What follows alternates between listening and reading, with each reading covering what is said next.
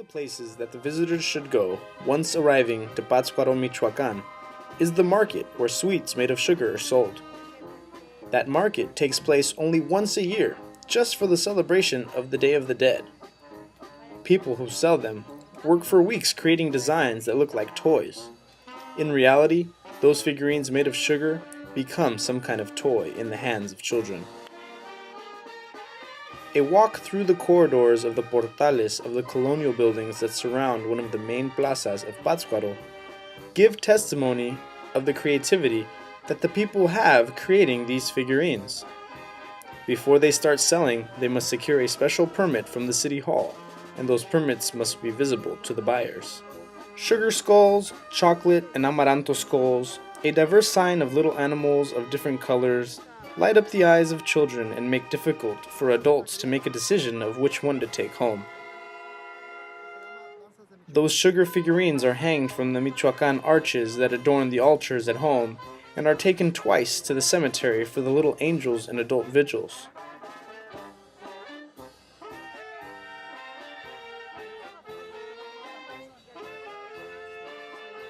Children take time to finally make a decision of which one to get.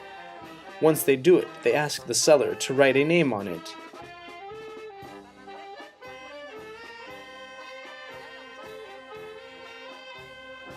On this market, not only will you find these sugar figurines, you can also enjoy ice cream made of a variety of fruit flavors, pan de muerto, and special pastries filled with fruit.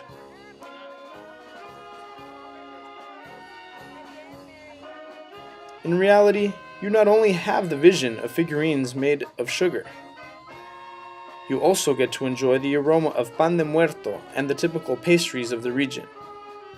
But most of all, you get to feel the enthusiasm of everyone to choose the exact figure to offer to the person that on those days is remembered with love.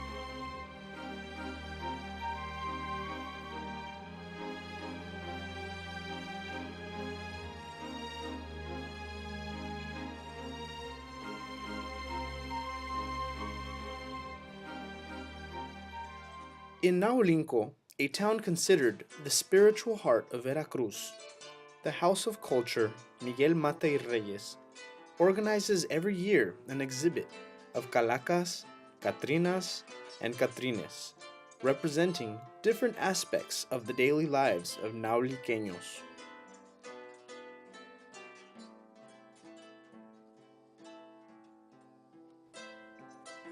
Naulinco is an industrial city with a large production of articles made from leather, such as shoes, coats, boots, and purses. Located near the main plaza is the House of Culture, which is where one can visit and enjoy this exhibit that fills all the rooms during the celebration of the Day of the Dead. There we admired a painting of a calaca dressed as a beautiful Tehuana. Surely, as soon as visitors see the setting, they may remember Diego Rivera and Frida Kahlo.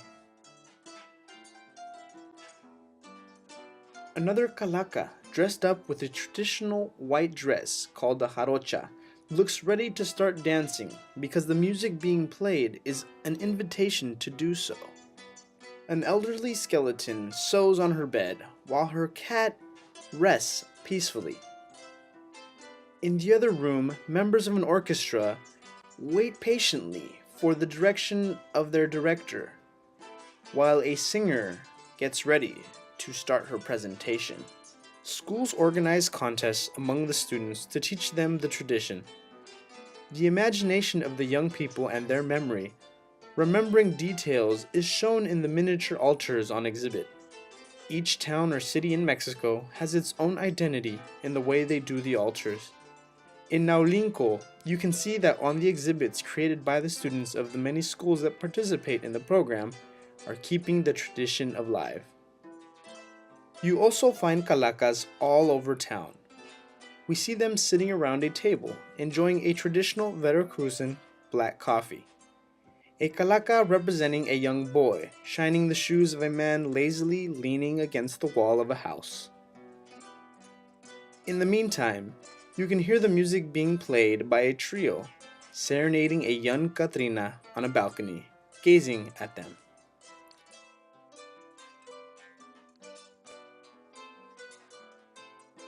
The Katrina image was created by the cartoonist Jose Guadalupe Posada, who used his art to represent through his illustrations his disdain for the government of the dictator Porfirio Diaz.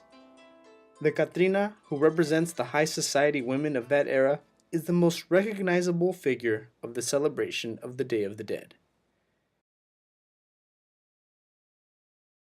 After a visit to the cultural centers, schools with exhibits of miniature altars, restaurants with beautiful offerings, and walking the streets admiring the settings of calacas and catrines, it is a must stop at a bakery to enjoy their traditional desserts.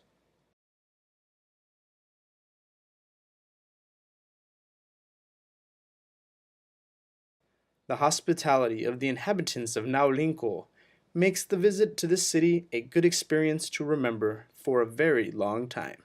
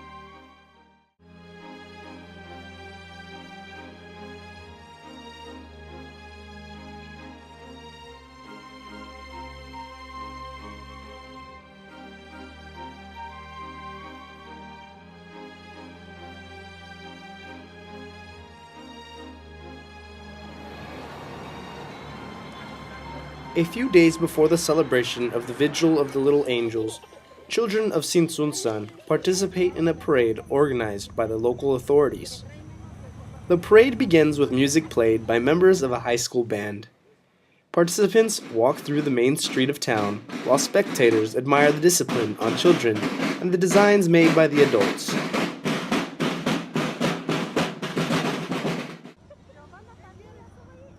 Children are seating in the back of the cars, in which parents and teachers have created designs related to the celebration of the tradition of the Day of the Dead.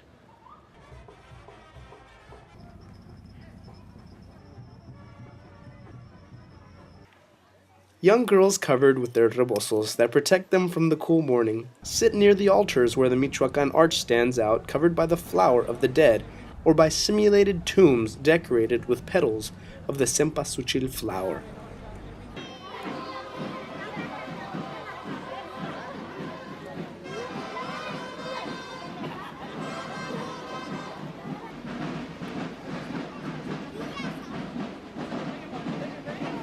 Young boys, some sitting on the cars and others walking behind them, carry small butterfly nets that local fishermen utilize to catch the famous white fish in Lake Pátzcuaro. Senior women also participate by walking behind decorated cars, praying aloud and singing religious songs.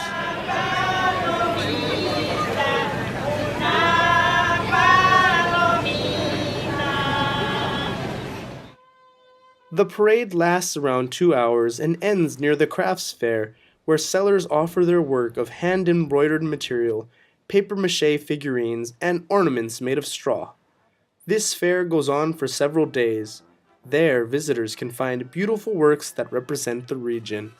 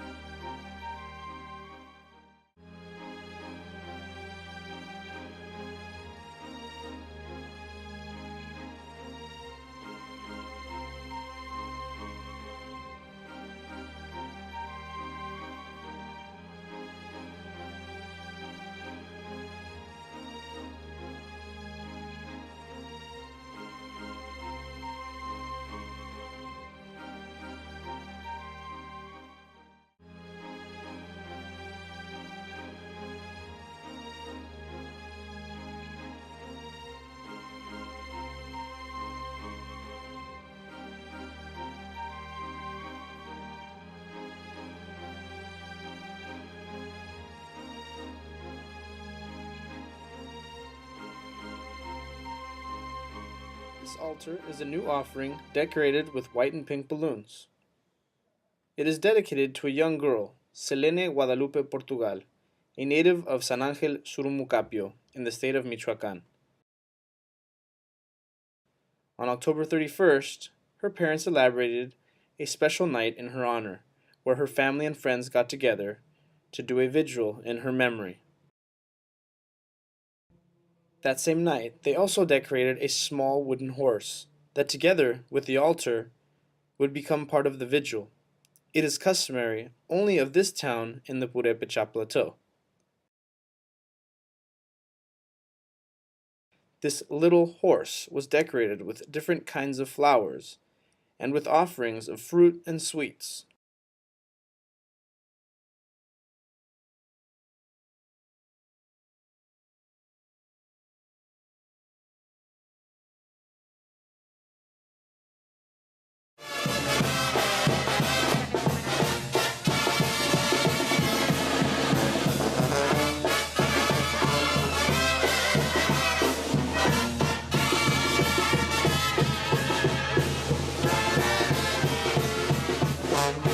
The next morning, on November 1st, family members took the little horse to the cemetery and placed it on the tomb of Selene, with the baskets filled with more fruit and bread, as it is tradition in San Ángel Surumucapio.